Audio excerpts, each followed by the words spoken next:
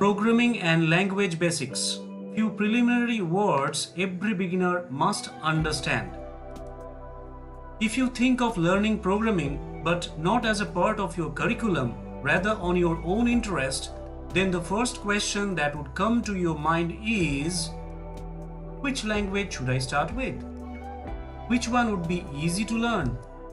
Well, in terms of present popularity and also readability, Python would be recommended.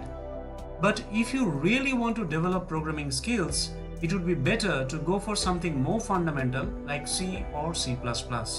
If you ask, isn't C a very tough language? My answer would be, not a single programming language is tough. Those who say a particular programming language is tough, I ask them to think again. Which one is tough? Is it the language or the program to write, the algorithm to implement, or the problem to solve? No programming language can even be a distant competitor of any communication language we use in terms of complexity.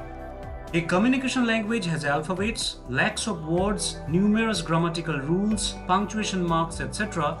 to make sentences for exchanging information.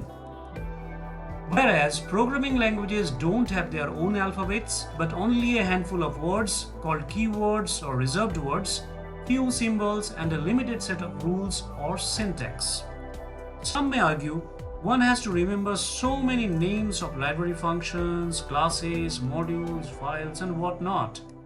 Well, when one uses those in writing programs on a regular basis, those names become easy to remember, and even if one forgets the names, those can always be found out.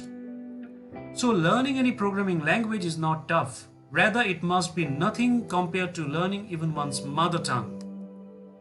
But programming can be tough. Programming can be equated to translation from one language to another when you try to convert an algorithm to a program.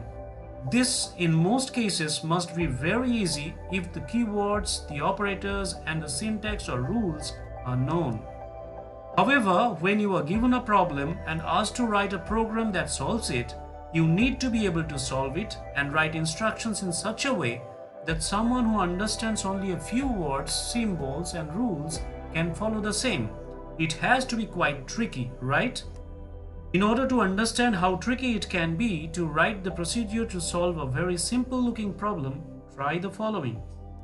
Write the steps involved in solving the problem given below. The problem is, accept a sentence from the user and count and report the number of words in it. I'll repeat the problem. Accept a sentence from the user and count and report the number of words in it.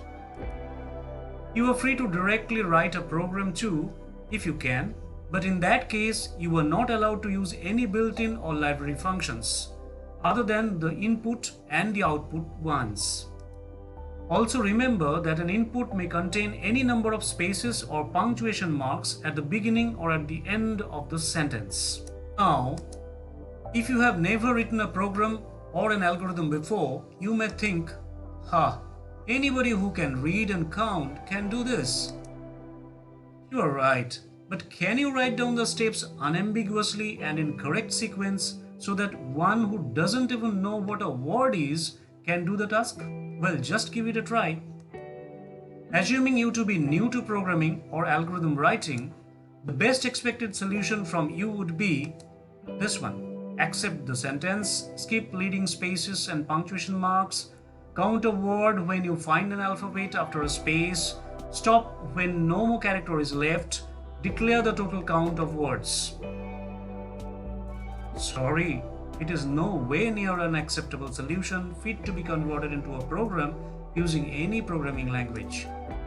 Thus, programming requires systematic problem-solving abilities coupled with the ability to explicitly express each and every step in correct sequence for reaching the solution. And if you are already good at that or can develop that skill, you are in.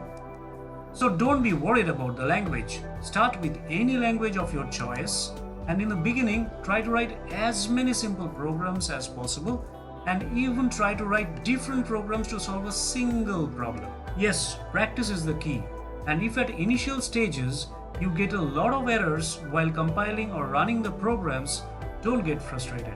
Rather, consider yourself blessed, because rectifying those errors on your own or with minimal assistance from an expert will make your concepts crystal clear.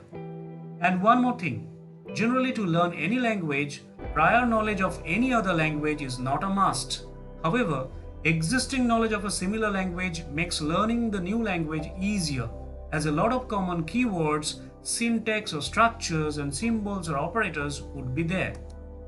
Yes, you can be a very good programmer if you are good at systematic problem solving and also writing the solutions in an unambiguous and logical manner. It doesn't matter even if you are not from science background. So, feel energized and start.